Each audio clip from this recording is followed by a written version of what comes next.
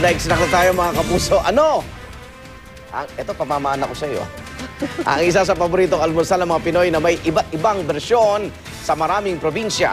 At paano nga ba nagsimula ang international version nito? Yan po ang inalam ng kapuso nating si Micael Daes. Ang sausage ang kauna-unahang paraan ng food preservation daw. Pero dito sa Pilipinas, ang tawag lang natin dyan, longganisa or in other words, native sausage. Tonight, Longa Fest tayo. Longa, longa, longa, longa. Longganisang Alaminos, longganisang Lukban, vegan, longganisang Tugigaraw, Bacolod Recado, Bacolod Hamonado, at longganisang Kalumpit. Longganisa overload to, guys! Ang longganisa ay ang giniling na karne ng baboy o kaya naman ay manok, isda at baka na kadalasang nakapalaman sa bituka ng mas malalaking hayop. Ang iba naman, skinless o walang balat at hindi nakabalot. Paboritong almusal ni Juan. Flavored with indigenous spices ito at maraming probinsya sa bansa ay may iba't ibang version nito. Mahilig ang Pinoy sa longganisa. So, naisip namin na pagsamasamahin na lang, no, to consolidate para hindi na kailangan bumiyahe yung mga tao para bumili ng longganisa.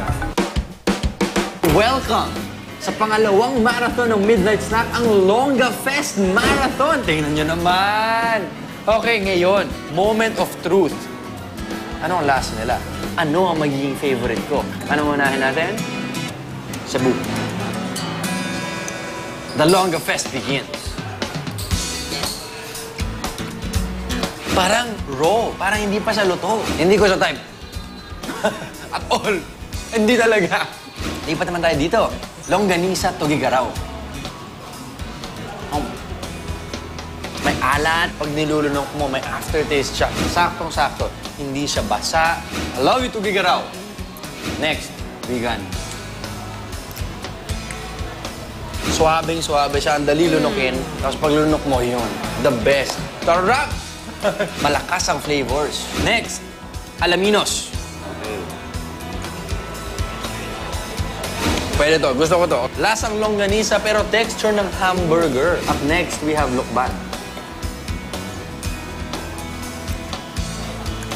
Kakaiba yung aftertaste niya. Yung spices na ginamit, lasang-lasa mo yung spices niya pag lunok mo. Ngayon naman, ang huli, longganisa Kalumpit. The last longa. Ito, yung nalalasahan mo yung bawang. Mas maraming taba yung composition niya. But in fairness, masarap pa rin siya. And ang top 2 natin is ang vegan longganisa at longganisa Tugigaraw. Ito ang type ko. Sausage ang international version ng longganisa. 3,000 years ago, inaasinan o kaya naman ay binibilad ang karne para mas tumagal. Pero nadiskubre ng mga Sumerian noong ancient civilization na mas tatagal ang spices at iba pang pampalasang tinitimpla nila sa karne kung ipapalaman nila ito sa bituka ng mas malalaking hayop tulad ng baboy at baka. Simula noon, naging kaugalian na nila ito na hanggang ngayon ay natitikman pa natin sa ating mga hapagkainan. Sausage, chorizo, longganisa, langgonisa. Alam mo, walang kaibahan yung mga yan. Dahil pagdating sa lasa, Pinoy na Pinoy yan. Ako po si Micael Daes and this is Midnight Snack. And that ends our Longa Fest. Ayan, sayo yan sa akin ko. Oo. So, sabi niya, Tugigaraw at vegan ang pinaka-the best niya. Ako Bacolod. O, may trabaho pa tayo. Hindi igan, vegan. Vegan na nga, igan pa vegan. O nga, vegan, no?